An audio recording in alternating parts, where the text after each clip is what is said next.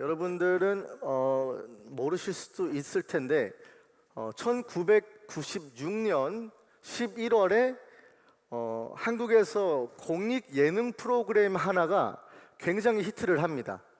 96년도니까 아마 여기서 아직 태어나지 않은 분들도 계실 수 있습니다. 괜찮아요. 들어보세요. 이 프로그램이 뭐였냐면 되게 황당해요.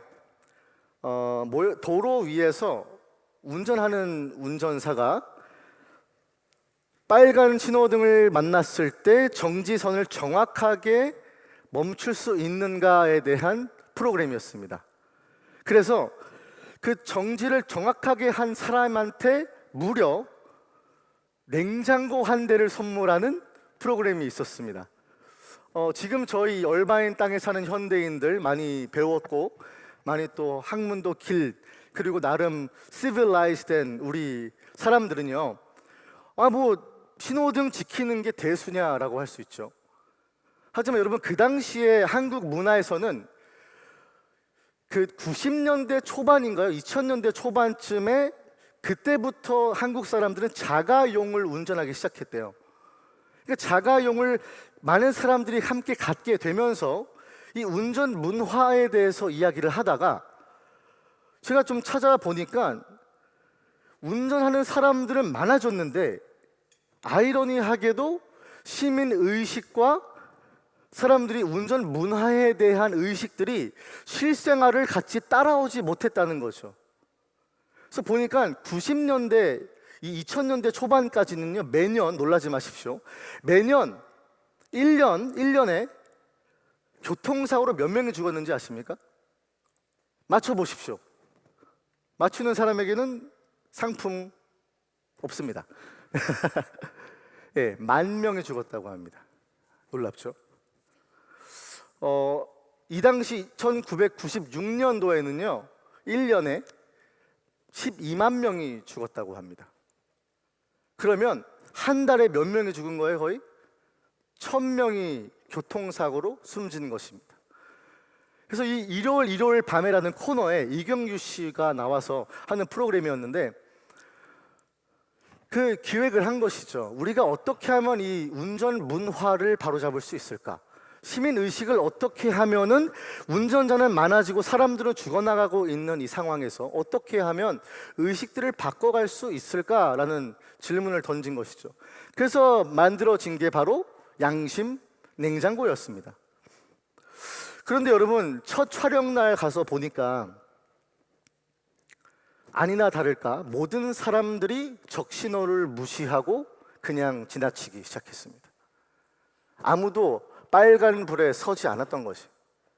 새벽에 사람들 오나 안 오나 보고 쓱 가본 적 있다 없다. 그래, 어네스트한 사람들이 좀 있어야죠. 교회가 좀 체면만 차리고. 여러분, 저도 있었어요.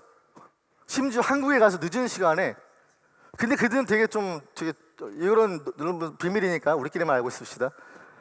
한국에서 제가 렌터카에서 이제 운전하는데 너무 늦은 시간에 아무도 없는 시간이라서 쓱쓱 보고 한번 간 적이 있어요. 여러분, 근데 우리가 스탑사인 제대로 지켜요? 1 미시시피, 2 미시시피 하세요? 나만 이상한 사람 만들지 마세요. 그러니까 이 운전 문화가, 이 문화를 실제적으로 바탕되어지는 성숙함이 그 당시엔 없었다는 것입니다. 제가 왜 이 이야기를 하면서 오늘 사도행전 말씀을 이어가냐면, 여러분, 거듭난 그리스도인, 지금 이 사도행전 시대는 어떤 시대죠? 성령이 임해서 초대교회에 있는 교인들이 하나님의 백성의 삶을 살려고 노력은 하지만, 복음을 전하려고 하지만 실생활에 그 거룩함이 아직 맞닿아 있지 않은, 성숙하지 않은 문화적인 딜레이뿐만 아니라 하나님 나라라는 그 의식을 갖고 있는 사람이 많이 없었다는 것이죠. 근데 우리도 마찬가지일걸요? 우리가 예수님 믿는다고 하면서 얼마나 아직까지도 많은 죄를 짓고 있습니까? 얼마나 많이 하나님 앞에서 부끄러운 모습들을 보이고 있습니까? 이게 무슨 말이냐면, 내가 거듭났지만 거듭난 사람은 하나님의 진리와 말씀대로 부르심에 합당한 삶을 살아야 하는데 그게 실제적으로 실행의 바탕이 만나지가 않으니까 이 갭이 있으니까 이 갭을 사람들이 보면서 교회가 왜 저래? 라는 말이 나오죠. 교회 안에서도 심지어 형제 자매들에게 쟤는 왜 저래? 라고 나오죠. 근데 여러분 이게 사실은 어떻게 보면은 굉장히 당연한 것일 수도 있습니다. 오늘 제가 말씀을 준비하면서 이 획기적이고 급진적인 레디컬한 변화를 지금 이 시대는 맞고 있는 큰 사건들을 지금 고넬료와 사도 베드로의 이야기, 환상을 통하여서 오늘 나타내고 있습니다. 여러분 먼저 이 혹시 사도행전 큐티 하시는 분들 계십니까? 계시죠? 할렐루야. 오케이. 사도행전의 큐티를 보면요, 이미 사도행전은 누가 썼을까요? 누가가 썼어요. 그렇죠? 이거 되게 쉬운 질문인데, 그래서 누가가 지금 이 사도행전을 적어가면서 누가는 누가복음을 쓰고 사도행전을 이어서 쓰는 거 아니겠습니까? 그러면 사도행전에 교회가 탄생을 하고 성도들이 어떤 삶을 살아나갔는지에 대한 기록을 하는데 거기에 누가 개입하셨죠? 성령 하나님이 임하셨죠. 성령 하나님이 임재하시고 역사하시고 있었던 시대가 바로 사도행전의 시대가 아니겠습니까? 그래서 우리 8장에 보면요, 큰 박해가 일어나지만 어떻게 됩니까? 뿔뿔이 흩어졌어요. 지난주에 말씀이죠. 디아스포라, 이게 다 디아스포라입니다. 우리 여기 있는 사람들 다 디아스포라 아닙니까? 원래 우리 땅 여기 아니잖아요. 우리 고향 여기 아니잖아요. 그렇죠? 다 이민 온 겁니다. 여기서 태어난 사람들 있을 수 있지만, 그래서 디아스포라 흩어진 사람들의 이야기가 발견이 되면서 히브리 사람의 족속이었던 유대인들만 복음을 알고 있었고 하나님을 믿는다고 생각을 했는데 사실은 그렇지 않았다는 것이죠. 그래서 이야기가 전개가 됩니다. 9장 후반절에 보면 베드로가 사방으로 두루 다녔다 그래요. 두루 다녔다. 누가가 복선을 까는 거예요. 이 복음은 유대인에만 있는 것이 아니라 유대이든 사마리아든 땅끝까지 이르러서 예수 그리스도의 증인이 되어야 한다는 이 사도행전의 주제에 걸맞게 움직이고 있는 교회에 대해서 설명을 하고 있는 것이죠. 그런데 갑자기 오늘 본문 바로 전에 10장 1절부터 8절까지 누가 나오는지 아십니까? 어제 큐티 말씀인데 고넬료가 나와요. 고넬료는요, 이달리아에 있었던 혹은 그에서 출신이었던 가이사랴라는 그 로마 도시 땅에서 백부장이었습니다. 쉽게 말하면 군인 장교였습니다. 하지만 이 사람은 그러면은 유대인인가요? 아니면 이방인인가요? 당연히 이방인이죠. 로마 도시에 있는 가이사랴에 있는 고넬료라니까요. 근데 고넬료를 먼저 조명합니다. 누가가. 그래서 고넬료와 사도 베드로를 대조하면서 어떤 유사점들이 있고 어떤 모순, 아이러니가 있는지 역설하기 시작해요. 자, 사도행전 10장 2절 말씀 먼저 보겠습니다. 사도행전 10장 2절 말씀. 네, 보십시오. 그가 경건하여 온 집안과 더불어 하나님을 경외하며 백성을 많이 구제하고 하나님께 항상 기도하더니 라고 되어 있죠. 여기서 여러분 하나님을 경외하며 라는 뜻이 He feared the Lord, He revered the Lord 이런 뜻이 있을 수 있지만 경건한 사람의 모습으로서, 근데 그 당시에는 이 하나님을 경외하는 사람이라는 특별한 그룹이 있었어요.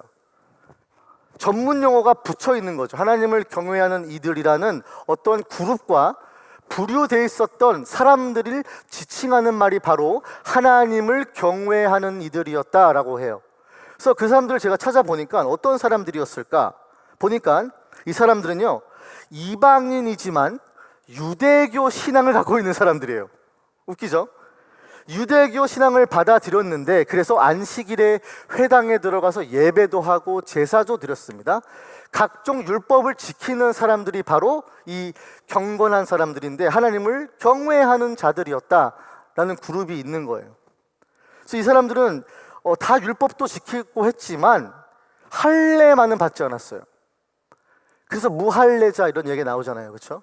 나중에 성경에 할례를 받지 않았던 이방인들이 유대인의 전통과 신앙을 따라 살던 자들이 바로 이 고넬료 그리고 그들의 집안의 사람들이었다는 것을 우리는 먼저 알 수 있는 것입니다. 자, 그러면 왜 이런 이야기를 했을까? 고넬료가요, 여러분, 이방인이고 백부장이고 로마의 군인 장교였는데도 불구하고 이 유대교의 전통을 정확하게 따라가고 있던 사람이었습니다. 심지어 그가 많이 구제하였대요. 제가 성경을 봤는데 이 구제와 그의 기도가 하나님께 상달되었다라고 합니다. 이거는 여러분 전문적인 세레모니얼 의식적인 표현입니다. 제사 드릴 때 쓰는 레비티컬한 표현인 거예요. 상달되었다. 나의 예배가 주께 상달, 높임을 받으셨다는 뜻입니다. 그래서 구제도 많이 하고 항상 기도하는 사람이 또한 환상을 만나게 되죠. 환상을 만난 다음에 바로 즉각적으로 성령님이 욥바에 있는 사도 베드로를 청하라 라는 말을 듣습니다. 그래서 즉각적으로 반응하죠. 이방인 고넬료는 즉각적으로 반응해서 자기의 집안 신복 하인 2명과 경건했던 부하 중에 1명을 택해서 보냅니다.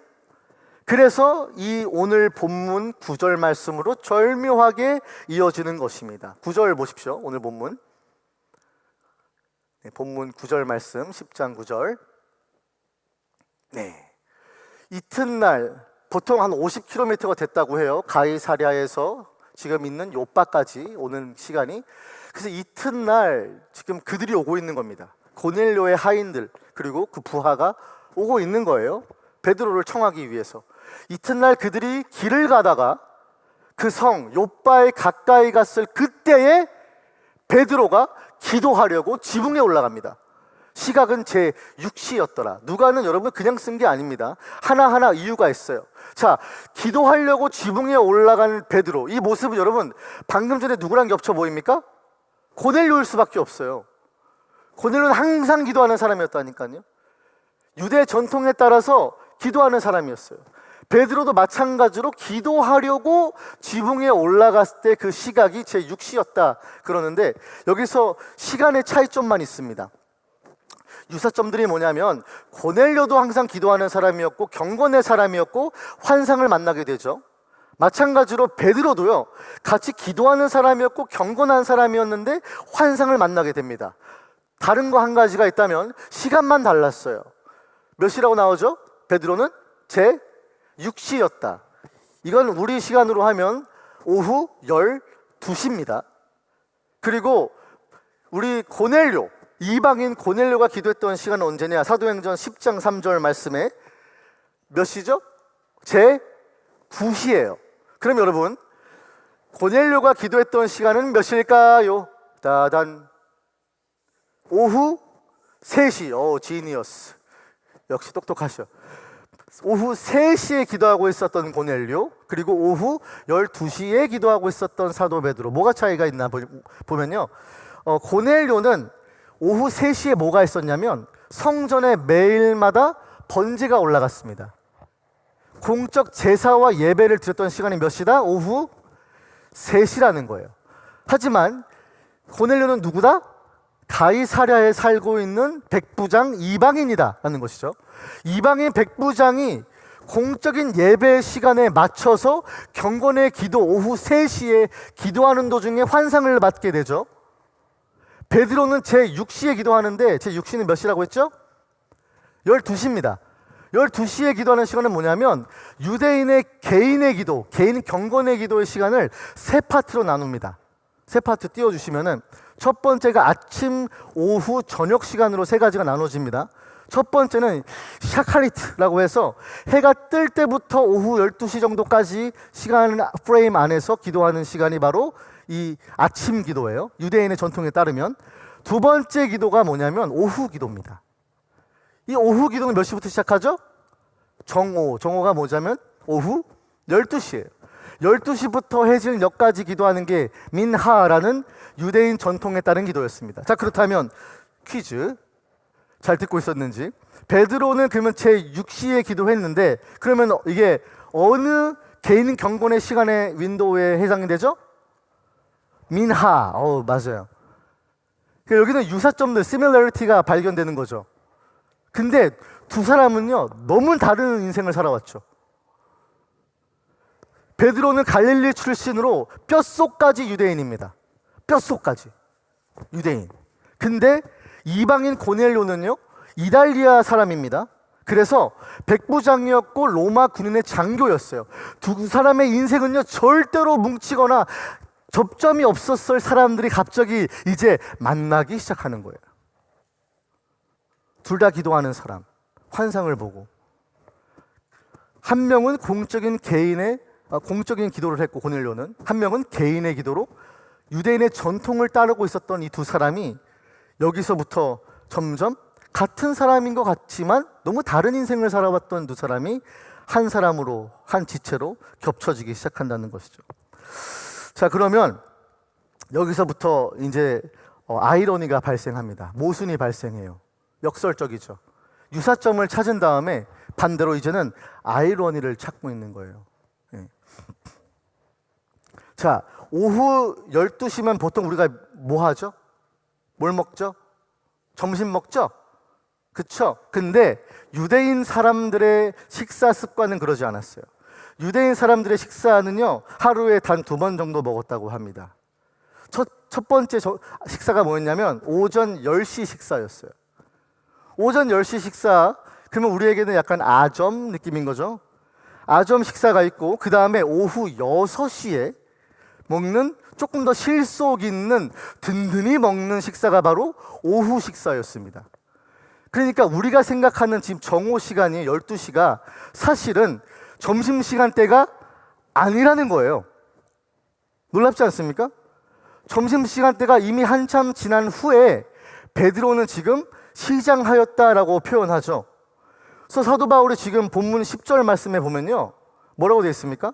그가 지붕에 올라가서 기도하려고 올라갔는데 본문 10절에 보면 그가 시장하여 먹고자 하매라고 되어 있습니다. 점심때가 아니에요. 지금 이건 오후 12시니까 보통은 오후 6시에 먹거나 오전 10시에 먹으니까. 근데 그가 시장하였대요. 무슨 말이냐면 하루 종일 오후까지 쫄쫄 굶은 거예요. 밥을 안 먹은 거야. 시장하여서 먹고자 하매 사람들이 밑에서는 뭘 준비하고 있어요? 밥을 준비하고 있는 상황인 겁니다. 자, 여기서부터 진짜 아이러니가 발견되죠. 너무 배가 고픈 와중에 이 배가죽이 등가죽에 붙은 것처럼 저랑 비슷하네요. 누가 웃었어요? 누가 웃었어? 색출해내야 돼. 배가죽이 등가죽에 저처럼 붙진 않았겠지만 붙었는데 너무 배가 고픈 상황에서 갑자기 황홀경에 빠지죠. 그래서 뭐가 환상이 임한 거죠. 그래서 이 환상에 뭐가 나오죠? 근데 갑자기 그릇이 내려옵니다. 큰 보자기 같은 것이 내려와요. 그리고서는 고기 뷔페가 차려지는 것이죠. 각종 짐승들이 나오죠. 오늘 본문 12절과 13절 말씀에 보면 그 안에는 땅에 있는 각종 4발 가진 짐승과 기는 것과 공중에 나는 것들이 있더라. 여러분, 그러니까 지금 하나님이 뷔페를 차려주신 거예요. 배고픈 시간이잖아요. 쫄쫄 굶었다니까요. 그래서 하나님이 말씀하시죠. 또 소리가 있어 이르되 베드로야 일어나 잡아 먹어라. 먹어라 했습니다. 근데 아이러니하게도 베드로가 뭐라고 대답합니까? 그 다음 절에 이르되 주여 그럴 수 없나이다. 근데 여러분, 여기서 주여가 들어간 게 참 아이러니하죠. 환상을 있었고 소리가 들렸는데 베드로는 이 목소리를 누구로 인식한 겁니까? 주님의 말씀으로 인식을 한 상황이었던 것이에요. 배고픈 상황이죠. 하나님, 그러면 땡큐 해야죠. 하나님이 밥상을 차려주셨네. 내가 예전에 하나님을 예수 그리스도를 내가 부인하고 물질하고 있을 때 와가지고 예수님이 조반 차려주신, 여러분 그런 거 생각나지 않겠습니까? 아니면 다윗 23편의 고백처럼 내 원수의 목전에서 상을 차려주시는도다 라는 것처럼 하나님이 내가 배고픈 거를 아시고 각종 짐승들로 나에게 음식을 주셨네. 심지어 나도 확신 사인까지 옵니다. 베드로야 잡아 먹어라. 근데 베드로가 주여 그럴 수 없나이다. 말이 안 되는 거죠. 그래서 왜 그런가 봤더니 속되고 깨끗하지 않기 때문에 먹을 수가 없다. 입에 댈 수 없다. 그래서 영어로는 by no means, I absolutely not 이런 뜻이겠죠. Certainly not. I will not. I won't do it. 이런 의미겠죠. By no means. 그래서 보니까 속되다라는 뜻은요, 공동이라는 뜻이에요. 그래서 혹시 다시 올려주시면 14절 올려주시면 보세요. 영어 ESV. For I have never eaten anything that is common. 보이죠? common. 이 common이라는 단어가 뭐죠? 흔해 빠진, 뭐 ordinary한 그런 거 아니겠습니까? 그 당시에는 여러분, 이 common 했던 게, 흔했던 게 열등한 것이라는 부정적인 인식이 있었어요. 그래서 베드로 말하죠. 주님이 차려주신 밥상을 걷어차면서 This is common. 열등한 음식을 내 입에 넣지 않겠다 그러는 거예요. 웃기는 이야기죠. 여러분, 그럼 여기서 베드로의 속마음을 우리가 발견할 수 있습니다. 뭘 발견할 수 있죠? 내가 이걸 먹지 않음으로써 뭐 한 거예요? 우월하다는 거잖아요. 내가 이 율법과 말씀과 레위기 11장에 나오는 모든 음식의 규례를 지켰으니까 나는 의로운 사람인 거라는 거잖아요. 내가 유대인의 전통적으로 기도하고 오후 3시에마다 성전에 올라가서 번제할 때마다 기도했던 사람이, 여러분, 이게 바로 고넬료의 모습 아닙니까? 그리고 여러분, 이게 베드로뿐만 아니라 고넬료도 마찬가지인 거예요. 고넬료도요, 피해갈 수가 없습니다. 그리고 여기서 깨끗하지 않다라는 뜻은요, 그냥 쉽게 말하면 더럽다는 거예요. 더러워서 못 먹겠습니다, 주님. 주님이 잡아 먹어라 했는데 더러워서 못 먹겠는데요. 그래서 보니까 왜 베드로가 더러웠다 그런가 보니까 각종 짐승들 그 사이에, 환상에서 본 짐승들 사이에서 이방인들이 제사상에 올렸던 짐승들이 있었기 때문이에요. 그러니까 베드로가 그걸 보면서 역겨워한 거죠. 비위가 상한 거예요. 내 입에도 절대 된 적 없었던 이방인들이 먹었던 제사 음식을 내가 먹으라고? 주님, 절대 그럴 수 없습니다 라고 하는 것이죠. 전 이걸 보면서 진짜 사람의 큰 모순이 뭔지 아세요? 아무리 배가 고파도, 아무리 내가 생리현상으로 위협이나 어려움을 느끼고 있어도 내가 가지고 있는 아집, 고집이나 고정관념, 전통을 이기지를 못한다는 거예요. 이기지를 못해요. 사람들이, 여러분, 우리가 종종 뉴스에도 보잖아요. 자기가 어떠한 큰 실수를 범한 연예인들이나 유명인들이 극단적인 선택을 하잖아요. 왜? 그 수치와 그 사람들의 수근거림과 그 정죄와 판단을 견디길 수가 없는 거 아닙니까? 그러니까 보면 이게 인간의 모순 덩어리라니까요. 사도 베드로가 그렇게 배가 고팠는데 이거 안 먹습니다. 저는 주님이 말씀하셔도 안 먹습니다. 여기서 뭐가 발견되냐면, 거듭난 그리스도인이 실질적으로 부르심에 합당하고 복음에 합당한 삶에 실생활에 아직 미치지 않은 모습들이 발견된다는 거예요. 여러분 인생도, 저도 마찬가지입니다. 우리가 크리스천이라고 하잖아요. 교회 나온다고 하잖아요. 근데 전혀 완벽하지 않습니다. 반대로 더 실망할 때가 많습니다. 왜요? 내 삶은, 주님이 부르신 삶은 거룩하고 이런 삶인데 내가 실생활은 여기 있는 거예요. 그러니까 내 인식과 의식의 이 변화가 아직 이루어지지 않으니까 여기 도달하지 못하는 이 갭이 있기 때문에 괴리감을 느끼기 시작하는 거 아니겠습니까? 그러니까 인간은 아주 모순 덩어리인 거죠. 더러워서 못 먹겠다 그러잖아요. 열등하다 그러잖아요. 저는 이걸 보면서 베드로도 별반 없구나 생각이 듭니다. 여러분, 베드로 이런 모습이요, 옛날 모습이랑 똑같아요. 예수님이 베드로와 제자들에게 십자가에서 죽으시기 전에 내가 십자가에 못 박혀서 죽고 3일 만에 부활해야 되겠다라고 말씀하셨잖아요. 그럼 베드로가 뭐라고 하는지 아십니까? 되게 비슷한 말을 해요. 주여, 그리 마옵소서. 이 일이 결코 죽게 미치지 아니하리이다. 네가 뭔데? 네가 뭔데 그런 말을 해? 주께서 가시겠다는데. 또 있습니다. 성만찬할 때 예수님이 십자가로 올라가시기 전에 제자들을 다 불러주셔가지고 뭐 하십니까? 그들의 발을 씻겨주셨어요. 그래서 그들의 발을 씻겨주려고 하니까 베드로가 뭐라고 합니까? 비슷합니다. 내 발을 절대로 씻지 못하리이다. 여러분 지금 있는 베드로가 옛날에 예수님 처음에 초반에 만나가지고 아무것도 생판 모르는 쫄래쫄래 쫓아내면서 주님 이런 지금 상황입니까? 아니에요. 지금 사도행전 10장이라니까요. 성령이 임하셔서 초대교회가 태생되어지고 복음이 전파되고 있는 상황에 무려 사도 베드로가 옛날의 모습이 동일하게 보인다는 것입니다. 전 이걸 보면서 야, 사람은 진짜 변하지 않는구나. 진짜 변하지 않는구나. 예수 믿는다고 해도, 성령 받았다고 해도, 내가 거듭났다고 해도 내 생각하고 있는 자기 중심적인 확신으로만 사는구나. 고정관념으로만 사는구나. 내 가지고 있는 편견으로만 사는구나. 이게 꺾이지가 않는 거예요. 이게 모순 아닙니까? 주님이 먹어라. 몇 번 얘기하십니까? 3번. 이 정도면 알아들어야죠. 베드로가 몇 번 부인했습니까? 예수님을? 3번. 근데 예수님께 다시 돌아오셔가지고 베드로야, 네가 나를 사랑하느냐? 몇 번 물으셨습니까? 3번. 이 정도면 알아들어야 돼요. 베드로야, 먹어라. 먹어라. 잡아 먹어라. 했을 때 베드로는 알아챘어야 됩니다. 아, 복음은 유대인들 것들만이 아니라 온 만민에게 선포되어야 되는 것이구나. 빈부격차, 남녀노소 막론하고 모두가 예수가 필요하구나. 그 복음이 전파되어야 되는구나. 이거를 아직까지 모르고 있었다는 것이죠.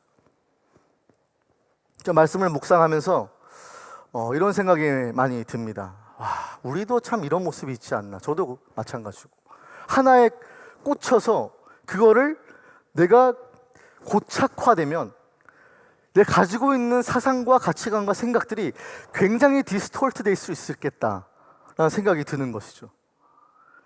여기서 여러분 누가는요 더 가중시키는 아이러니를 애드합니다. 더 큰 모순을 얘기하고 있는 것입니다. 지금 베드로가 여러분 유숙하고 있는 곳이 어딘지 아십니까?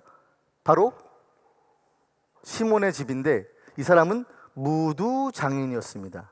보여드릴게요. 사도행전 9장 43절 말씀.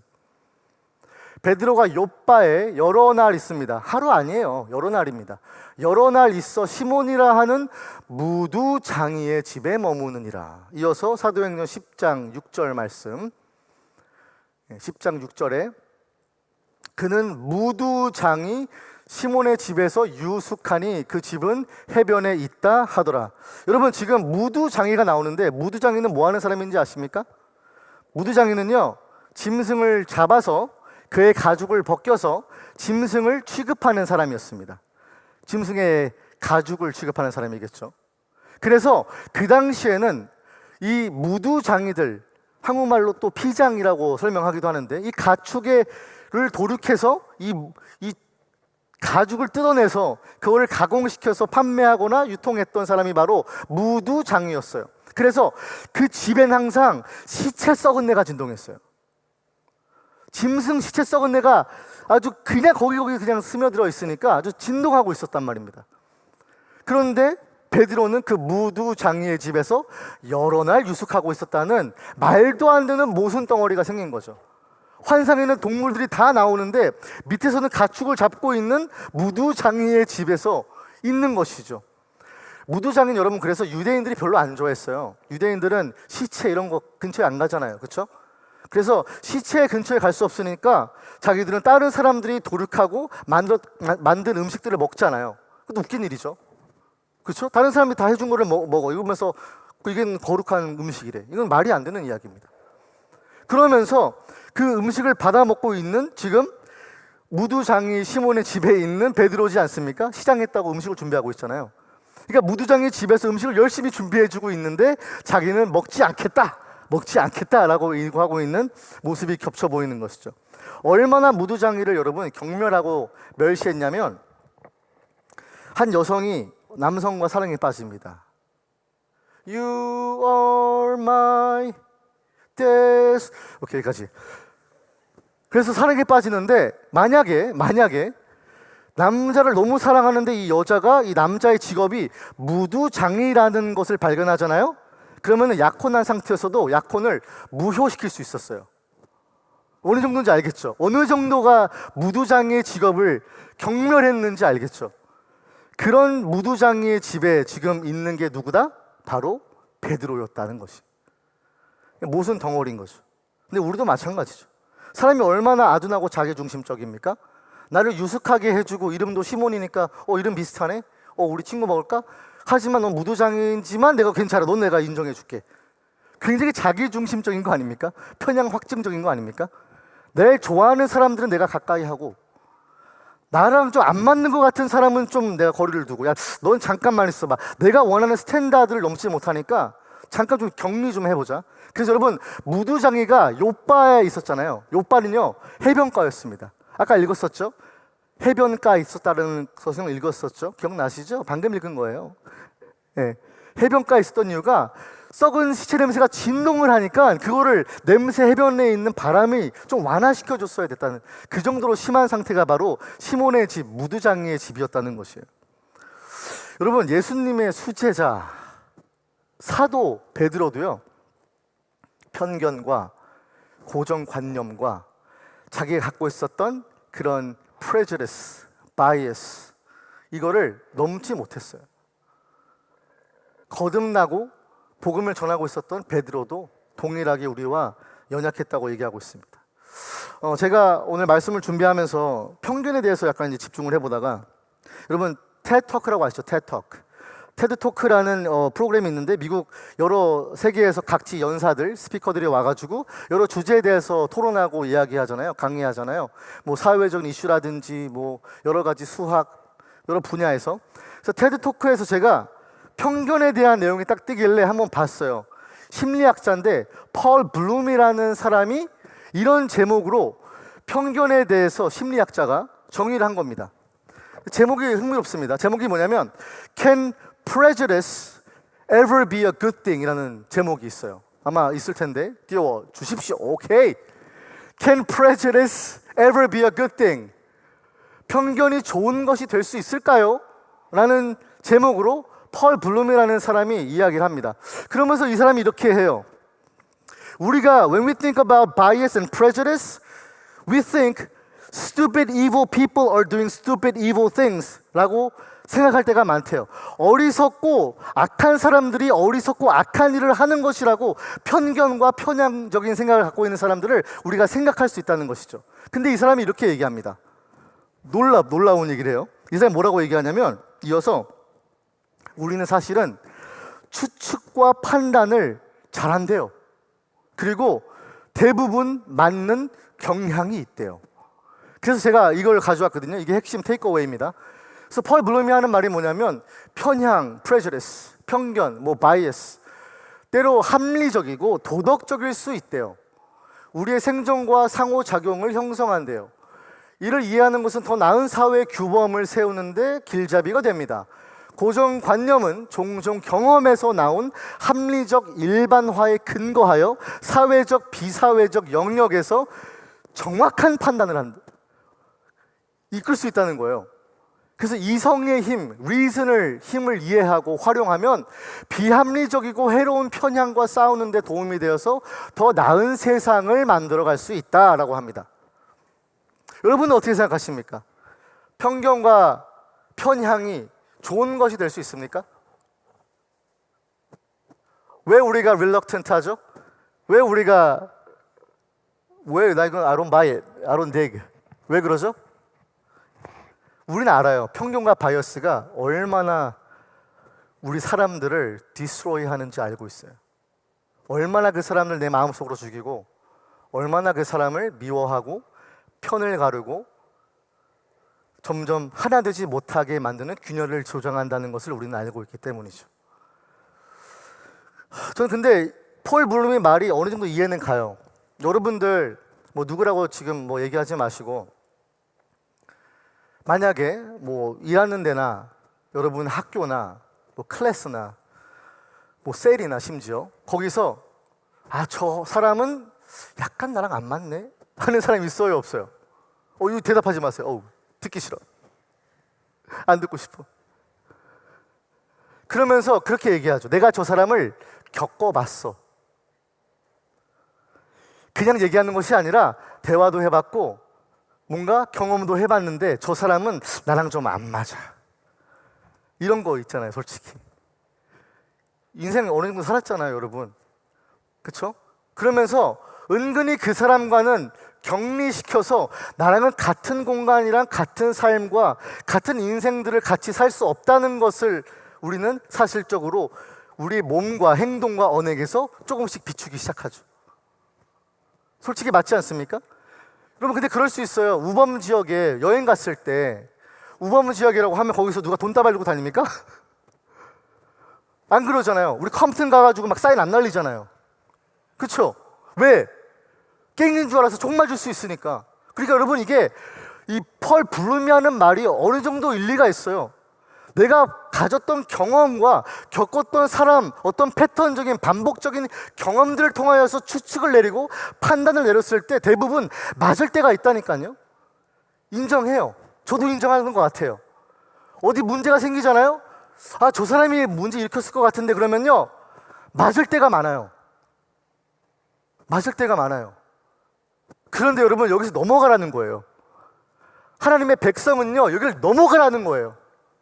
내가 가지고 있는 편견과 어떤 고정관념이나 그 사람이 갖고 있었던 경험이 합리화돼서 내가 이미 마땅한 추측하는 판단이 정확하다고 하더라도 복음은 그걸 넘어간다는 거예요.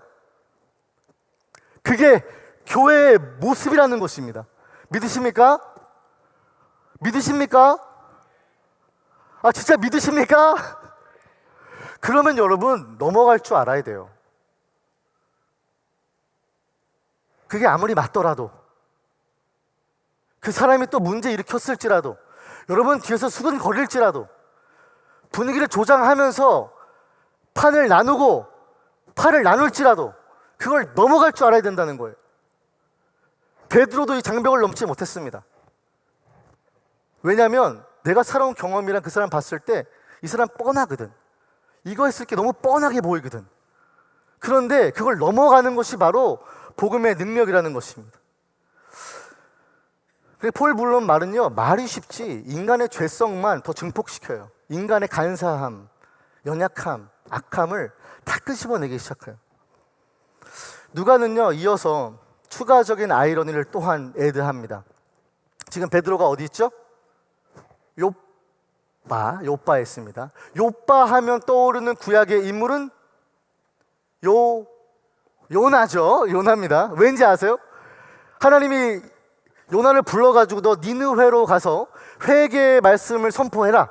그러니까 뭐라고 합니까? 요나가 저는 갈 수 없습니다 하면서 일부러 하나님의 낯을 피해서 다시스로 가기 위해서 갔던 항구가 어딘지 아세요?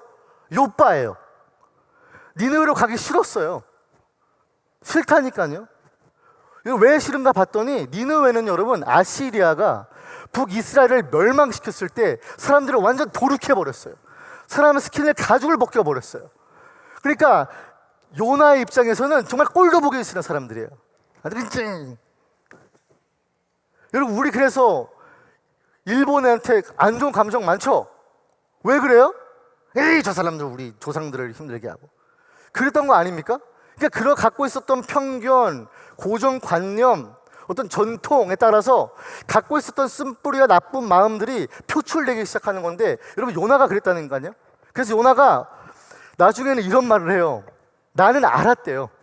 나는 니느웨로 가서 회개의 말씀을 선포하면 그들이 돌아오고 하나님을 인애가 크시고 하나님을 자비로우시고 재앙을 거둬들이시는 하나님인 줄 내가 알았기 때문에 니느웨로 가서 전하지 않았다고 얘기합니다. 뭘 얘기하나요? 베드로랑 똑같은 얘기하는 거예요. 주여, 절대로 먹지 않겠습니다. 주여, 절대로 이방인에게 복음 말씀 선포하지 않겠습니다. 같이 어울릴 수 없습니다. 같이 살 수 없습니다 라고 얘기했던 것이죠. 여러분, 그래서 재밌는 팩트 하나, 베드로의 이름이 뭔지 아십니까? 마태복음 16장 17절 가면요 베드로의 이름이 나옵니다. 보세요. 바요나 시모나, 발조나 돼 있죠, 영어로. 발조나라는 뜻은요, 발은 아들이란 뜻입니다. 그래서 요나의 아들이란 뜻이에요. 베드로의 이름이 왜 바르조나인지 아십니까? 욥바에서 고넬료, 그 가이사랴에 가서 이방인들에게 복음을 전해야 했던 그 사명을 받았는데, 동일하게 구약에 있는 요나가 니느웨로 가서 하나님 말씀을 선포하고 그들을 돌아오게 해라 라는 사명을 겹쳐서 이야기한 것입니다. 저는 말씀을 준비하면서 이런 생각이 들어요. 여러분, 사도행전의 주제가 뭐죠? 땅끝까지 예수 그리스도의 증인이 되라 라는 거 아니겠습니까? 그래서 사도행전의 시작이 성령이 임하시고 땅끝까지 이르러 예수 그리스도의 증인이 되는 것이 바로 사명을 받았던 사도들이었고 예수 그리스도의 제자였습니다. 그럼 저는 이 땅끝을 생각했을 때 땅끝은 어딜까 고민을 많이 했거든요. 저희가 이번 여름에도 선교 갔다 왔죠? 선교 어디 갔다 왔죠? 뉴멕시코도 갔다 오고, 우리 브라질도 갔다 오고, 몽골도 갔다 왔잖아요. 그러면 여러분, 이게 땅끝일까? 저는 여러분, 오늘 말씀을 보면서 정말 Great Commission, 땅끝은요 우간다, 기니비사우가 아니고요, 내가 편견과 고정관념을 갖고 있는 그 사람이 나의 땅끝이더라 이것입니다. 왜냐하면 그 사람에게는 절대 복음 못 전할 것 같거든요. 그렇죠? 그 사람한테는 저 사람은 구원받으면 안 돼요, 이런 생각하거나, 저 사람은 진짜 몹쓸 사람이니까 교회에 나오면 안 돼, 상종할 수가 없어. 여러분, 이런 마음들이 있다면 오늘 우리의 땅끝이 바로 그 사람일 수도 있다는 것이. 우리가 얼마나 많은 사람들에게 편견과 고정관념과 선입견을 갖고 있습니까? 전 그래서 마음이 무너져요.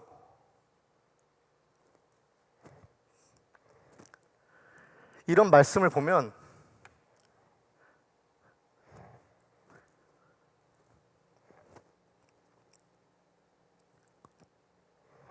부끄러워요. 예수님이 그러셨잖아요, 그죠? 밖에서 들어오는 게 널 더럽히는 것이 아니라 네 안에서 나가는 게 더럽다. 여러분, 거듭난 그리스도인이 그리스도인이라고 하면서 나 예수 믿어요 하면서 세상에서나 교회에서나 그 실생활이 받침되어지지 않는 모습 때문에 얼마나 많은 사람들이 상처를 받았습니까? 얼마나 많은 사람들이 개독교 하면서 교회는 저거 그냥 맹신하는 어떤 미친 사람들만 가는 곳이라고 놀리고 됩니까? 우리의 의식이, 우리의 인식이 정말 born again 크리스천으로서 이게 따라와 주지 않으면요 조롱거리가 될 수밖에 없습니다. 모순덩어리가 될 수밖에 없습니다. 여러분이 말하고 전하는 예수가요 가짜가 될 수밖에 없어요. 아무 의미도 없고 아무 쓸모짝이 없는 말이 허공치는 말이 될 수 있다는 것입니다. 전 그래서 이 본문을 보면서 사도 베드로도 그랬구나, 우리 다 그런데 솔직히 우리 다 그런데 사도 베드로도 그랬구나, 이걸 넘어가지를 못했구나, 이게 땅끝이구나, 내가 절대로 예수를 전하지 못했던 딜레이가 되고 있었던 복음의 영역과 여지가 있는 곳이 정말 땅끝이구나 라고 생각이 드는 것입니다. 그러면서 여러분, 저는 말씀을 묵상하면서 이런 생각이 들어요. 만약에 우리 하나님께서 우리와 같이 편견과 선입견으로 바라보신다면 얼마나 두려울까, 얼마나 낭패일까라는 생각이 드는 거예요. 하나님은 여러분 무소부재하시는 하나님이시죠. 무슨 말이냐면 하나님의 속성은요 시공간 모든 영역을 초월해서 온전하게 완벽하게 존재하시는 이가 무소부재하신 하나님이십니다. 그 하나님은 우리가 믿는 하나님이십니다. 그리고요 하나님은 전능하신 하나님이십니다. 모든 것을 알고 계시고요 모든 것이 능하신 분이 하나님이시라는 것입니다. 그렇다면 하나님이 내가 너 겪어봤어, 내가 네 인생 다 알아, 너의 과거, 너의 현재, 너가 앞으로 질 모든 죄까지 내가 다 알아. 근데 그 하나님이 의심의 눈으로 우리를 보지 않는다는 것입니다. 의심의 눈으로 보면서 너 죄 질 거지, 내가 너 겪어봤어, 하나님이 우리 이 펄 블룸의 말대로라면 우리 끝난 거예요.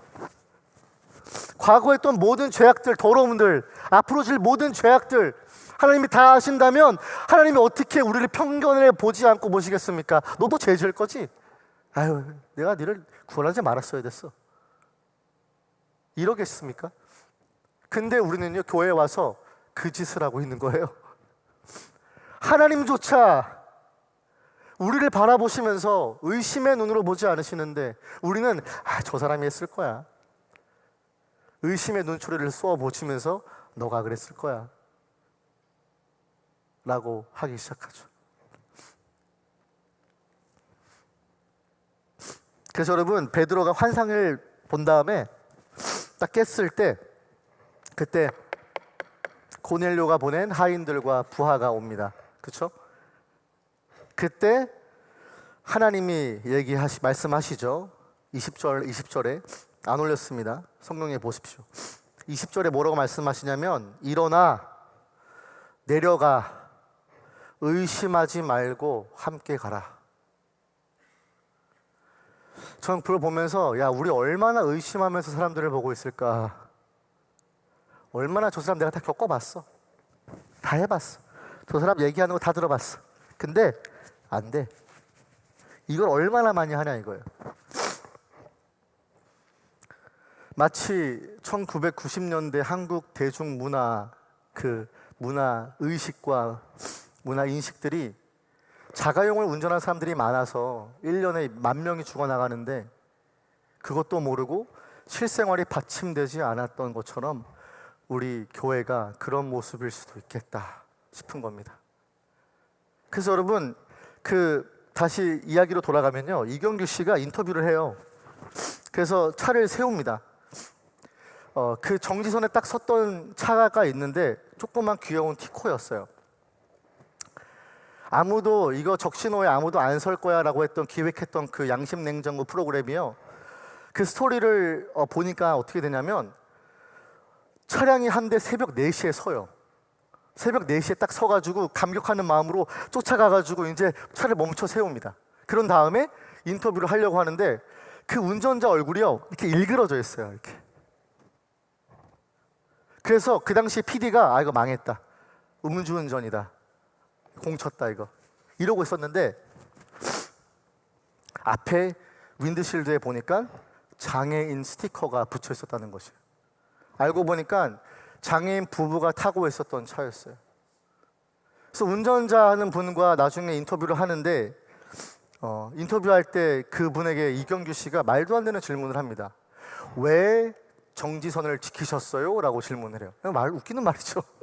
왜 스탑사인 지키셨어요? 왜 레드라이트에서 멈추셨어요? 라는 질문이잖아요. 말도 안 되는 질문이죠.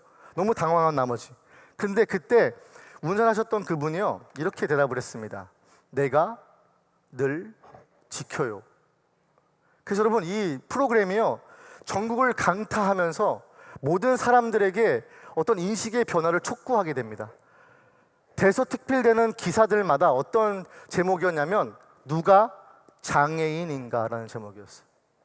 내가 장애인이다 라는 제목으로 기사가 퍼지기 시작해요. 여러분, 장애가 disability,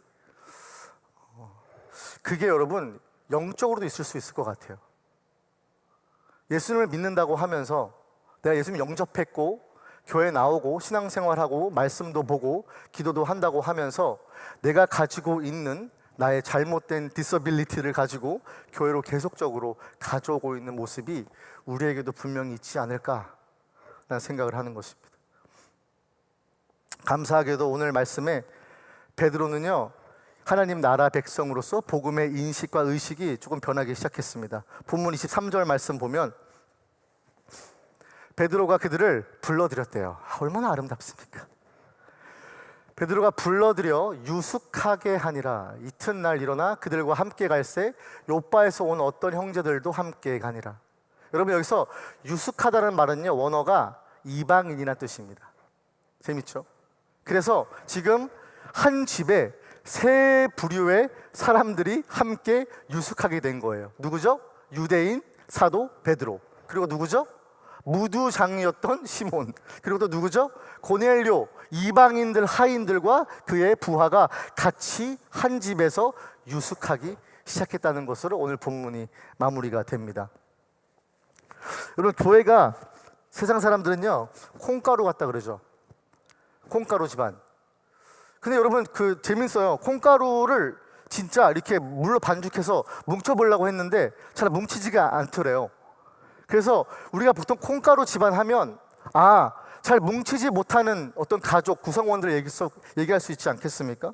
그래서 그 정의를 보면은 서로가 단절되어 있는 관계, 어떤 막힌 담이 있어서 서로가 각자의 행동을 따로 하면서 질서와 화합이 무너져 있는 게 바로 콩가루 집안이라고 하지 않습니까?